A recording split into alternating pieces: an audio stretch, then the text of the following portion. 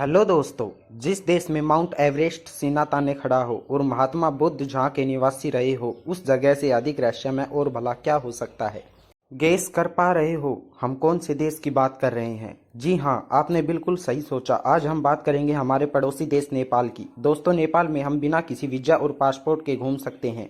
नेपाल, जिसे एकमात्र हिंदू राष्ट्र होने का गौरव प्राप्त है। दोस्तों, नेपाल को एशिया का सबसे पुराना देश माना जाता है और उस देश का प्राचीन इतिहास काठमांडू से शुरू होता है। वैसे तो नेपाल पर कई सारे राजाओं ने बारी बारी शासन किया, लेकिन एक मजे की बात आपको बताते हैं कि यह देश कभी भी किसी दूसरे देश का गुलाम नहीं बना।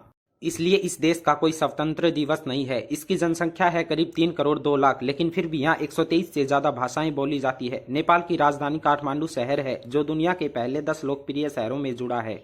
दोस्तों, हमने पहले बताया था नेपाल देश की पहचान है माउंट एवरेस्ट से। माउंट एवरेस्ट का नाम सर जॉर्ज एवरेस्ट के नाम पर रखा गया था। ये पर्वत अप्रैल 2005 में भूकंप के कारण 2.5 मीटर नीचे धंस गया था। माउंट एवरेस्ट पर चढ़ने के लिए पहले लोगों को लगभग 15 लाख रुपए फीस देनी होती थी, लेकिन 2015 में नेपाल सरकार ने इसे कम करके लगभग 7 लाख कर दी। आपको एक बात बता दें, दुनिया के 10 सबसे ऊंचे चोटियों में से 8 नेपाल में ही है। दोस्तों, पानी को इकट्ठा करने के मामले में नेपाल दुनिया में दूसरे नंबर पर है।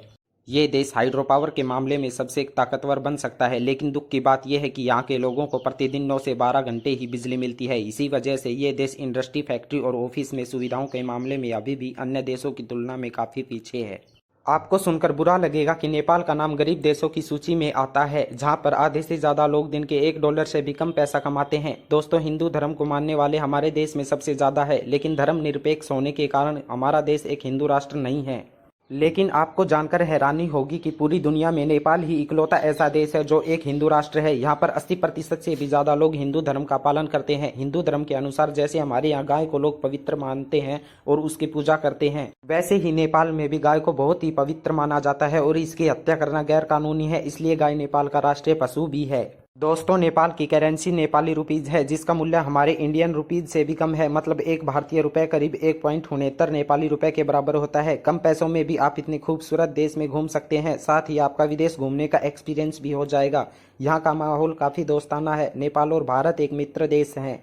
नेपाल के लोग काफी शांत स्वभाव के होते हैं। यहाँ के लोग मिलते वक्त एक दूसरे से हाथ नहीं मिलाते, बल्कि दोनों हाथ जोड़कर भारत की तरह नमस्ते शब्द का प्रयोग करते हैं। यहाँ कभी धर्म, जाति और मजहब के मामले में दंगे फसाद नहीं होते, तभी तो इस देश के लोग एक खूबसूरत जिंदगी जीते हैं। दोस्तों, भगवान बुद्ध के प्रति नेपाल के लोगों के मन में असीम श्रद्धा है, लेकिन महाशिवरात्रि इनका सबसे बड़ा त्योहार है। दोस्तों, नेपाल का समय टाइम जोन के आधार पर नहीं बल्कि माउंट एवरेस्ट के आधार पर चलता है। यह विश्व मानक समय से करीब 45 मिनट पीछे चलता है।